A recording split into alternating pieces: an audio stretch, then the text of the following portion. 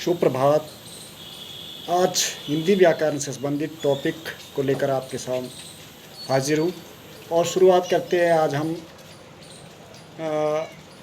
हिंदी वर्णमाला से ही शुरुआत करते हैं, क्योंकि छोटे स्तर से लेकर चलेंगे और धीरे धीरे हम हिंदी व्याकरण को भी इसमें रेखांकित करेंगे अपने विषयों में।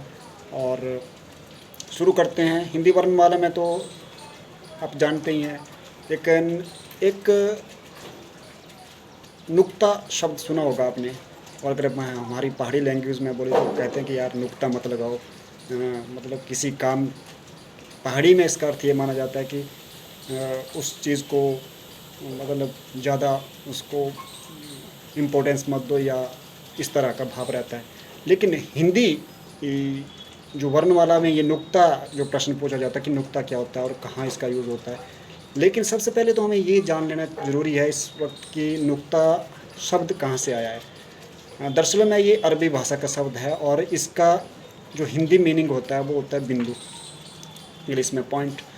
तो बिंदु आप देखते हैं कि हिंदी वर्णमाला में इसका महत्व बिंदु का है। जैसे अंग, आ भी अंक के ऊपर जो मात्रा है, या फिर आप चंद्र बिंदु लगा लो, लगती है। लेकिन नुक्ता जो आपने कुछ वर्ण देखे होंगे आपने, जैसे कुछ ढ को ले चलते हैं, ढोल, ढ जो है, ढ जब हम ढ बोलते हैं तो ढ दरअसल में ऐसा माना जाता है कि हमारी हिंदी वर्णमाला का वर्ण नहीं है ये, और संस्कृत में भी इसका कोई विवरण हमें नहीं मिलता।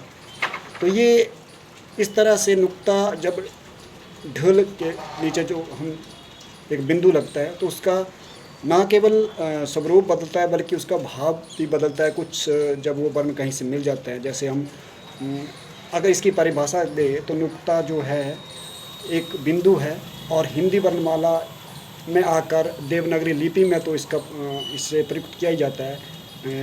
ऐसा भी माना जाता है कि गुरुमुखी या ब्राह्मी लिपि में भी इसका प्रयोग होता है, और क ख ग में भी इसका प्रयोग होता है। लेकिन मोस्ट इम्पोर्टेंट जो है ये ढ जो हमारी वर्णमाला में नहीं है ये, तो इसके नीचे प्रयोग होता है। और दूसरा प्रयोग अगर हम इसका, जैसे मैंने इसका उदाहरण दिया कि इसका ना केवल स्वरूप बदलता है बल्कि अर्थ भी ये बदल देता है। जैसे उदाहरण के तौर पर हम एक गज शब्द को लें तो गज का अर्थ होता है हाथी।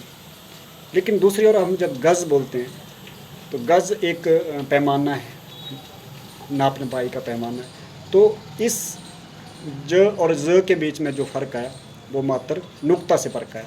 तो इसी तरह ये नुक्ता जो है हिंदी वर्णमाला में आया, और हिंदी मानकों के अनुसार पहले तो क ख ग के नीचे भी लगाया जाता था और उसके अर्थ शब्द थे ऐसे। लेकिन अब हिंदी मानक में ऐसा माना जाता है कि यहाँ पे इसकी आवश्यकता नहीं रही है, कुछ वर्ण में इसकी ज़रूरत पड़ती है। लेकिन फिर भी हमें हिंदी व्याकरण की दृष्टि से जो है ये चीज़ का अपेक्षा के दृष्टिकोण से भी इसका जो है नुक्ता को जानना ज़रूरी है। धन्यवाद। और छोटे छोटे टॉपिकों के साथ, 3-4 मिनट के टॉपिकों के साथ फिर एक अन्य किसी खास टॉपिक के साथ अगले कुछ दिनों में आपसे मुलाकात होगी। जय हिंद।